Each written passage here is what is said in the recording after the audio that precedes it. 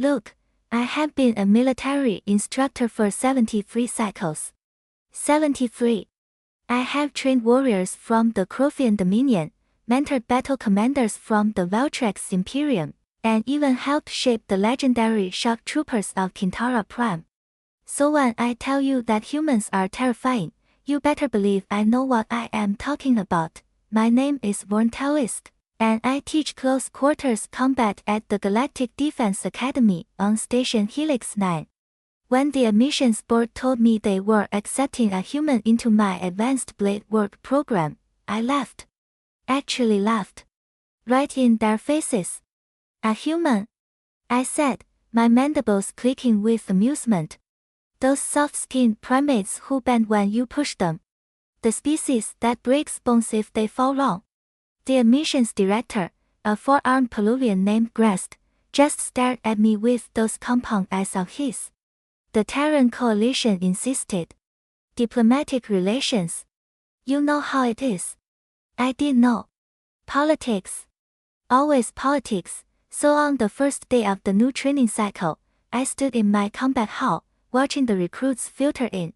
17 cadets total. Crothians with their thick carapaces. A pair of Valtrex twins who moved like liquid mercury. 3 Zinfians whose reflexes were faster than conscious thought. And then, last through the door, barely making the attendance deadline, was her, Kayla Reeves. She stood maybe 5.5 feet tall. Hair pulled back in what humans call a ponytail. Standard issue gray training uniform hanging loose on her frame. She had this casual, almost bored expression on her face as she glanced around the room. When her eyes met mine, she gave me a little two-finger salute and a smirk. A smirk. I felt my secondary hearts flutter with irritation. This was going to be a long semester.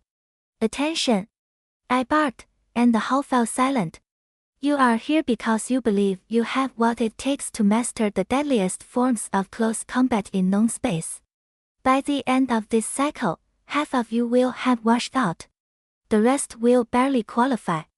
Do I make myself clear? A chorus of acknowledgements rang out. All except the human, who just kept that insufferable little smile on her face. Cadet Reeves.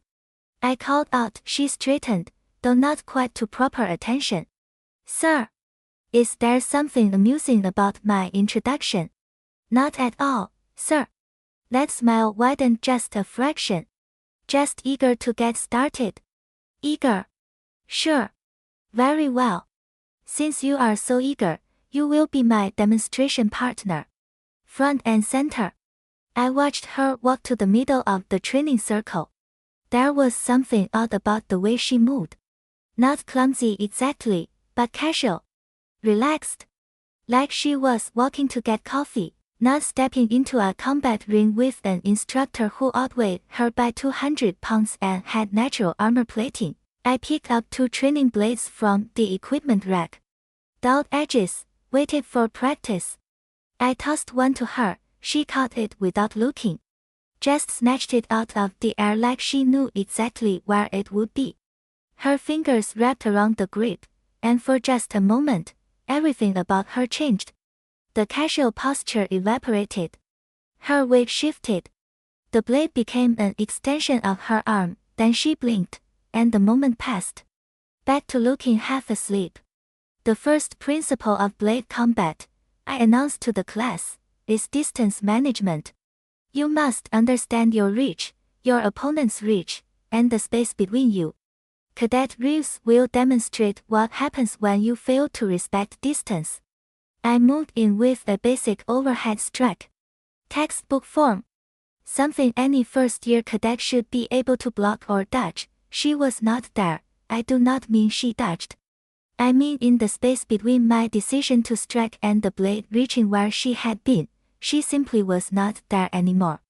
She had floated around my attack like water, and now my training blade was touching the floor while hers was resting gently against my third vertebral plate.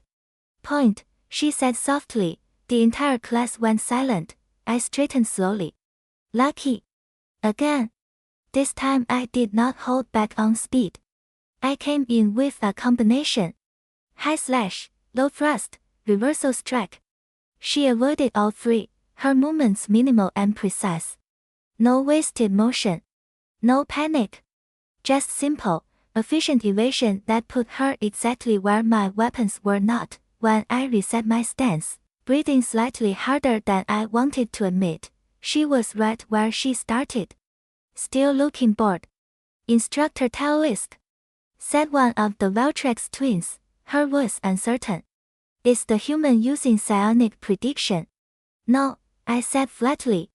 Humans are not psionic. I looked at Reeves. Are you using augmentation? Neural enhancement? Temporal perception modification? Nope. She rolled her shoulders. Just paying attention, sir. Paying attention. This fragile-looking primate who should barely be able to keep up with galactic standard training was making me look slow, because she was paying attention. Class, I said, forcing my voice to remain steady, observation is key to survival. Cadet Reeves, show them your stance. She settled into a ready position, and I walked around her, pointing at the elements. Weight distribution. Blade angle. Sight lines. Everything was textbook perfect. Except it should not be. Not from someone in their first advanced class. Where did you train? I asked. Earth, mostly. Bit of Luna Station. Some private instructors. What style? That smirk came back. All of them, sir. Candle, Kelly, Systema, Silent, Eskrima, some Himalayan sword work, Israeli tactical systems, a bunch of traditional stuff. Whatever I could find. I stared at her. You trained in multiple blade traditions before coming here. Seemed like a good idea. Humans do not have natural armor or enhanced speed, so we compensate with technique and practice. She shrugged. Plus I like sharp objects. The class laughed nervously. I did not. Over the next 2 weeks, I watched Kayla Reeves systematically destroy every assumption I had about humans. She sparred with the Crothians and slipped through their guard like smoke. She matched the Valtrex twins for speed using pure anticipation. She disarmed a Zinzian in 4 moves, which should have been impossible given their reaction time advantage, but it was not just her skill. It was her attitude. While other cadets grunted and strained and bled their way through training, she hummed. Literally hummed little tunes while fighting. During one particularly brutal endurance session, I heard her singing something under her breath about letting it go. When I asked what she was doing, she just said it helped her stay loose. In combat. The absolute madness of it, the breakthrough came during week 3, when we started training with live steel. Not full combat blades, but sharp enough to cut.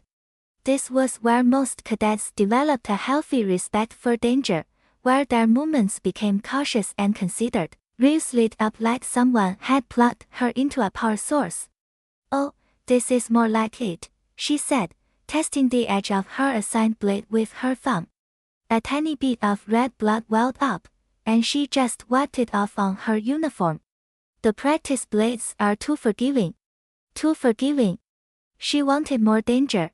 I paired her against Dravok, one of the Crothian cadets. Big. Strong. Carapace thick enough to stop small arms fire. He went into the ring confident, blade held high in the Crothian power stance. The match lasted 6 seconds. Reeves went low, impossibly low, bending in ways that made my spine hurt just watching. She came up inside his guard, her blade tracing 3 precise lines across his arm joints where the carapace was weakest. Not deep enough to cause real damage, but enough to score points. Then she hooked her foot behind his knee, used his own forward momentum against him, and put him on the mat with her blade at his throat. Dravok tapped out, eyes wide with shock. I should have known something was wrong when Commander Vexthal started laughing, not the kind of laugh you hear at victory celebrations, mind you. This was different. This was the sound of a military leader who had just realized he'd made a catastrophic mistake, And his 17 eyes were all focused on one singular, terrifying fact: the human had no weapon. Let me back up, because you're going to need context for this absolute disaster. My name is Krillmouth, third observer of the Galactic Enforcement Fleet, and I've been documenting first contact scenarios for the better part of 3 centuries. I've seen species that breed methane, civilizations that communicate through color-changing skin, and one memorable race that reproduced by exploding. But humans were supposed to be easy. The intelligence reports said they were soft, fragile. Their bones broke easily, their skin tore like paper, and they needed a very specific atmospheric mixture just to stay alive. When we intercepted their vessel near the Andromeda Relay, Commander Vex Thal had been practically giddy. This was going to be a standard collection operation. Board the ship, take the crew for processing, add another species to the collective's labor force. Simple. Clean. Boring, except the human commander, a woman named Kate Morrison, didn't seem to understand she was supposed to be afraid. Identification confirmed, announced Sam Riggs, our scanning officer. His chitinous fingers danced across the holographic display. Single human vessel. Crew complement of 47. Armament level, minimal. They have kinetic projectile weapons. How quaint. Vex Thal's mandibles clicked together in what passed for a smile among the Krefnari. Prepare boarding teams. Standard suppression protocols. I want this done before second meal. I should mention that Vex Thal was not a small being. He stood 4 meters tall, had exoskeleton plating that could withstand plasma fire, and possessed enough physical strength to tear through reinforced steel. His boarding teams were equally impressive. 30 warriors, each one a veteran of countless conflicts, armed with pulse rifles and shock batons. They'd done this thousands of times before. The human ship, by comparison, looked like something a child might build from scrap metal. It was called the Defiant Hope, which should have been our second warning sign. Any species that names their vessels after abstract concepts tends to be problematic. Our boarding tunnel connected with a hiss of equalizing pressure. The human ship's corridor was narrow, poorly lit, and smelled vaguely of something they called coffee. The boarding team advanced in formation, their boots clanging against metal gratings. Everything was going according to plan. Then we reached the bridge, and that's when the plan spontaneously combusted. Kate Morrison stood in the center of the bridge, hands clasped behind her back, completely unarmed. She was small by human standards, maybe 1.7 meters tall, with dark hair pulled back in what humans call a ponytail. She wore a simple gray uniform with absolutely no protective gear. No armor. No helmet. No weapon. She was smiling. "Gentlemen," she said, and I'll never forget the absolute calm in her voice. "And ladies. And whatever your species considers appropriate honorifics. I'm Commander Kate Morrison. Welcome aboard." Vex Thal's translator struggled with the casual tone. "You will surrender immediately. Resistance is futile. Your crew will be processed according to Collective Protocol 7-3. Kate's smile widened. "No. Just that. Just no." Like Vex Thal had asked her to try a new flavor of food and she politely declined. The commander's secondary arms flexed. "Perhaps you misunderstand your situation, human. We have 30 warriors, armed with weapons capable of reducing your ship to its component atoms. You have nothing. You are alone." "Oh, I'm not alone," Kate said, and her eyes sparkled with something that made my primary spine tingle. "I have physics." Sam Riggs checked his scanner, confused. "Commander, I'm not detecting any additional weapons. No hidden defense systems. Nothing." Kate walked forward, slowly, her hands still behind her back. "Tell me something. How much do you know about human history? Specifically, how much do you know about human warfare?" Vex Thal raised his pulse rifle. "Stop moving." She didn't stop. She kept walking, one measured step at a time. We've been killing each other for approximately 10,000 years. We've gotten very, very good at it. We've created weapons that could sterilize our entire planet. We've fought wars that killed millions. And do you know what the most important lesson we learned from all that murder and chaos was? The boarding team shifted nervously. Something about her tone was wrong. Prey didn't sound like that. Prey didn't walk toward predators with that kind of confidence. The most important weapon, Kate continued, isn't the gun. It's not the bomb. It's not even the soldier. The most important weapon is understanding the battlefield. She stopped walking. She was now standing directly in front of Vex Cell, close enough to touch his armor. Close enough that he could have killed her with a casual backhand. She looked up at him and laughed. That's when Vex Cell started laughing too, because he finally understood. You're in my ship, Kate said softly. On my territory. Breathing my air. And you made one critical, fatal mistake. You assumed I needed a weapon to kill you. Her hand moved to a control panel on the wall. Not quickly. Not threateningly. Just a casual reach. This is the atmospheric control system, she explained, like she was giving a tour to school children. Human ships are designed to support human life. Oxygen-nitrogen mix, standard pressure, comfortable temperature. But here's the interesting thing about being adaptable enough to conquer a planet with 100 different climate zones. We got really good at controlling our environment. She pressed a button. Nitrogen displacement in 3, 2, 1. The channel closed, and I turned to find Vorn, our Kelfian medical specialist, had gone completely pale, his skin shifting through 3 shades of fear response. Did you see that? He whispered. Did you see the way she looked at us? She smiled, I said carefully. That is a positive social gesture for humans. That was not a smile, Vorn insisted. That was a predator evaluating prey. You are being paranoid, Captain Frevik said, but even he sounded less certain. The briefing materials clearly stated that humans display teeth as a friendly gesture. The briefing materials, I said slowly, pulling up my datapad, were compiled by species who had never actually interacted with humans face-to-face. All of our information comes from long-range observations and automated exchanges. The bridge went very quiet. Well, Captain Frevik said after a long pause.